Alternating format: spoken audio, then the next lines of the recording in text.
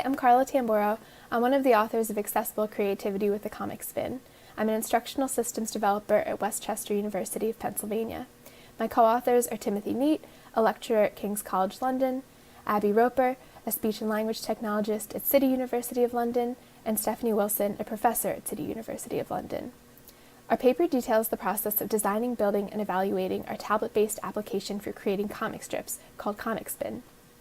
This work is part of a larger project at City University of London called the Inca Project. The Inca Project investigates how to empower people with aphasia to create, curate, and access digital content through innovative technologies. Starting with some background on aphasia, it's a language impairment that affects approximately 1/3 of people who've had a stroke. Aphasia affects language, not intellect. People with aphasia may experience challenges with reading, writing, speaking, or listening, and often more than one of these. As such, many digital technologies can be difficult to engage with due to their language demands. In the past, digital tools designed for people with aphasia focused on rehabilitation and communication assistance. But recent work has considered how to support people with aphasia in being creative with digital content. Creativity is a crucial tool for expression, and creating digital content is an increasingly important part of social interaction. It's therefore essential that a wide range of people can create digital content. This project was largely inspired by a previous Inca application called MakeWrite. MakeWrite was designed to engage people with aphasia in creative writing by leveraging constrained creativity. Constraints limit word choice in a way that sparks new ideas and makes interacting with the app more accessible. Comic Spin applies this technique to the creation of short comic strips. So why comics? Like creativity, humor is an important part of expression and often makes it easier to broach difficult topics. Comics have a highly visual format with relatively little language. They're an opportunity for people who experience challenges with language to express creativity and humor. However, most comic creation tools are not accessible to people with language impairments. They include features that have been shown to make content creation tools challenging for people with aphasia. These features include complex language, lengthy user journeys, distracting and complex interfaces, and ambiguous unlabeled icons.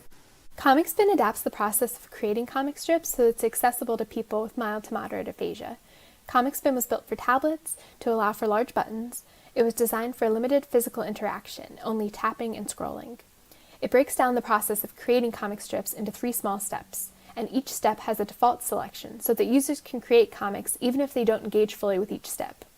And at the end of the process, users have the option to save or share their comics.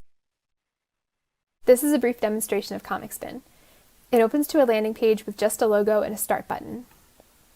The second page gives an overview of the main steps. Step 1, choose number of panels. Step 2, choose themes. Step 3, scroll to make a comic. Next, users decide how long their comic will be by selecting a number of panels between 1 and 3. The default selection here is 3. The Themes page prompts users to select a category, which will control the type of images and captions they are given. If no themes are selected, a default set of general images and captions is used. On the comic creation page, users can scroll to select their images and captions.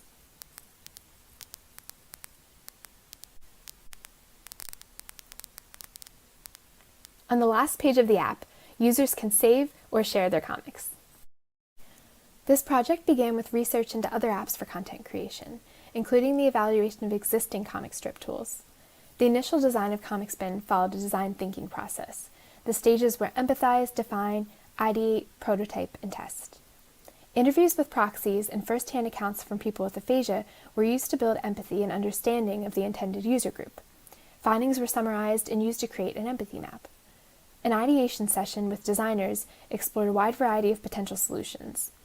Then, several iterations of wireframes and prototypes were evaluated with proxies, usability experts, and people with aphasia. The final app was investigated in a creative workshop. The creative workshop was one in a series of workshops exploring novel creative technologies with people with aphasia. In the workshop, 8 participants were seated around a large table. Our speech and language therapist researcher Abby introduced and demonstrated Comic Spin on an iPad connected to a projector. Participants were presented with tablets and encouraged to explore and use the app to create comics. 2 researchers and an aphasia group volunteer supported participants while they explored the app. After 15 to 20 minutes, participants completed a short individual feedback survey. Then Abby facilitated a group discussion about the app. Approximately 1 month after the workshop session, participants were interviewed individually to gather their opinions about the technologies explored in the workshop series. This is the first of 2 comics from the workshop that I'm going to share. One of the participants created this within about 2.5 minutes of being given the app. In the first panel, we see an angry person with the caption, "What?" In the second, 2 people are standing next to each other. One looks angry, the other confused. The caption is, "Help." And in the third and final panel, a smiling person is gardening with the caption, "Much better." When discussing this comic with the participant who created it, the researchers assumed that this was a story about how he used gardening to calm himself down when he was annoyed. The researchers were wrong. As the participant explained, it's about being annoyed by someone, then putting them 6 feet under. When asked about his thought process when creating this comic, he noted, "It was just what I was shown," implying that he hadn't actively decided to conjure up this story, but that it jumped out at him while using the app. Other comics were reflections of real-life experiences. This comic, created by another participant, also has 3 panels. The first is an image of 2 people looking at each other with heart eyes and the caption, "What?" The second is a colorful image of one person smiling and dancing around at a party captioned, "Surprise!" And the last panel is an image of 2 people drinking and dancing at a party captioned, "Shots, shots, shots." This participant explained, "That is my son and prospective daughter-in-law having been proposed to. He proposed to her as a surprise, then we all got together and had a meal and a surprise party." This prompted the workshop participants to discuss the story. The participant herself then sent a picture of her comic to her family. The following are some of our takeaways from the workshop. The app was generally praised by participants as being simple to use. Some participants noted how the structure helped them to be creative. Some participants also requested the ability to add more panels and change the captions so that they could tell more of a story. Feedback questions asked on the day of the workshop are shown in the table on this page. All 8 participants felt that they did something creative with the app, and all but 1 felt that the app was easy to use.